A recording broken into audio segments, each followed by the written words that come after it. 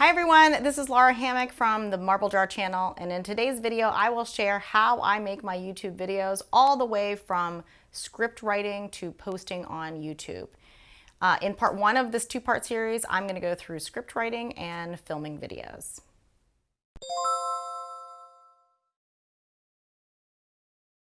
So I started making YouTube videos about 3 years ago. Normally I'm the kind of person who does a ton of research before even dipping my toe in the water. But in this case, inexplicably, I kind of dove in directly. I wasn't a huge consumer of YouTube videos at the time, and therefore I didn't have a sense of the most current video styles and aesthetic.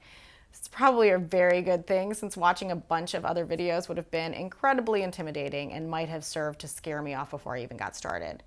Instead, I had this very specific idea of what kind of videos I wanted to produce, and I just took it from there. So if you're watching this, I'm guessing that you've watched at least one of my regular YouTube videos. My videos are scripted, and I have kind of a news anchor style with me slightly offset and with visual aids that pop up in the upper left-hand part of the screen, like this.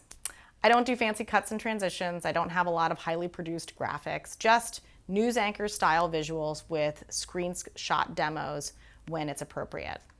That said, learning how to produce videos like this is pretty useful, since it's a good way to present information in a clear way.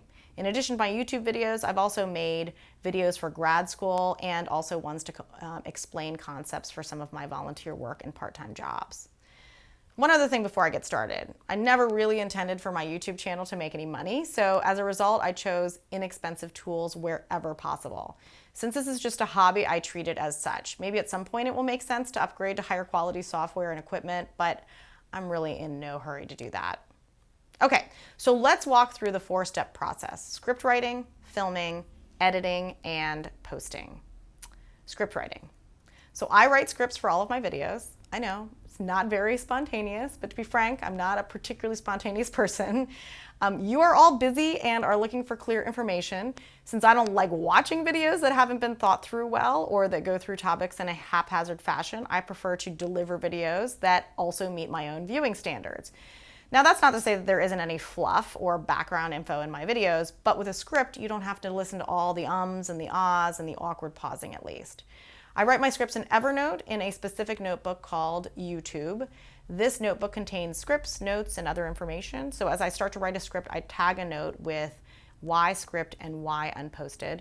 The why before the tag is so that all of my YouTube tags are sorted together. If you wanted more information about how I organize notes in Evernote, I have a video on that. Okay, so I write up my script, making sure that I have a quick introduction and a branding element at the beginning. I also try to organize my scripts with headings to make it easier for viewers to follow along. So here is a completed script for this video. Just a quick note on timing: I try to post one video a week, so I work in 2-week sprints starting on Monday. So I research, write, and edit 2 scripts from Saturday to Wednesday.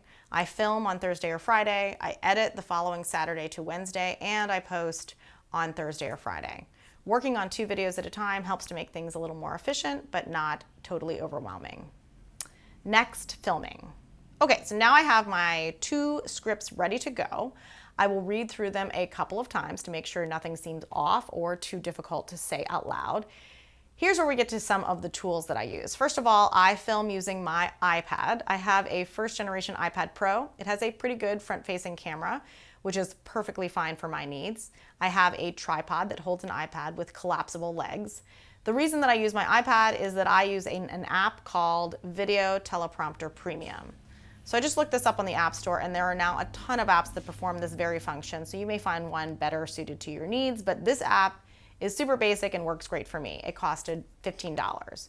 So I launched the app, I hit create a new script, and I copy my entire script from Evernote into this teleprompter app. Once I name it and save it, you can see I have the script on the right-hand side and the image from the front-facing camera that will be filmed on the left-hand side. Using these controls down here, I can start filming. I can choose to record or not. I can change the speed of the text scrolling. Usually around 15 to 17 is the right speed for me, but I always start at 0 to give myself some time at the beginning of the video. In addition, I usually go into settings and I change the font size down to 44 point. Okay, so I can just start this rolling, but what if I need to change the speed or stop the video? So thankfully this app allows for a Bluetooth remote to control these things. When I originally got this app 3 years ago, the remotes were super expensive, like $150 or $250. So instead I connected a Bluetooth keyboard that I bought for $15, and I put some raised stickers on the keys that control the teleprompter. I keep it on my lap, out of the line of sight of the camera so that you never see it. It now looks like there are some more affordable options for smaller remotes, so maybe at some point I will upgrade. I'm going to put links to all these products in the video description below. Okay, so now I have a camera, I have a teleprompter, and I have a remote. Next, audio. So for this, I use a corded lavalier microphone. So mine was $23 when I bought it. It's made by Purple Panda. I connect it to the audio jack on my iPad, and I thread it under my clothes and clip it to my shirt as close to my face as possible. Since I got started, I've tried some Bluetooth options, but I prefer the sound from my corded version, so I'm still using that.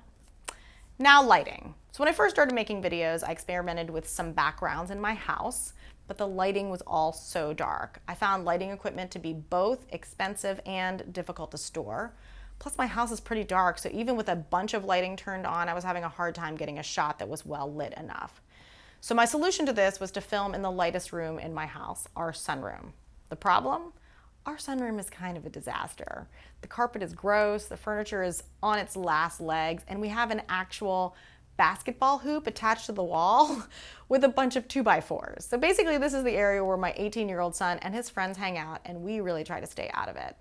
So needless to say, it was not the stuff of ideal YouTube video backgrounds. So my solution was to green screen my background.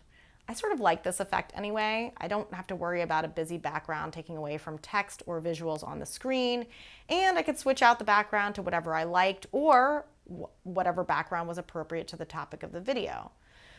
So it turns out that an actual green screen does not play well with the blonde streaks in my hair, so I actually use a royal blue sheet that I hang in the entrance to the sunroom. This is why you never see me wearing anything blue.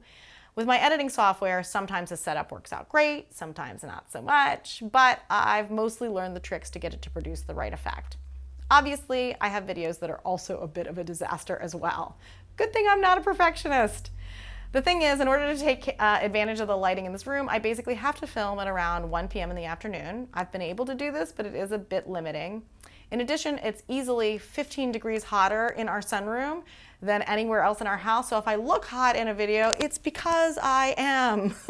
Apparently the teleprompter app that I use has a new green screen feature, so I'm going to play with this a little bit to see if I can make my filming days a little more flexible. Okay, so now I have written 2 scripts and I have filmed them. Join me in my next video when I talk about editing and posting. Comments are always appreciated, and thanks for watching.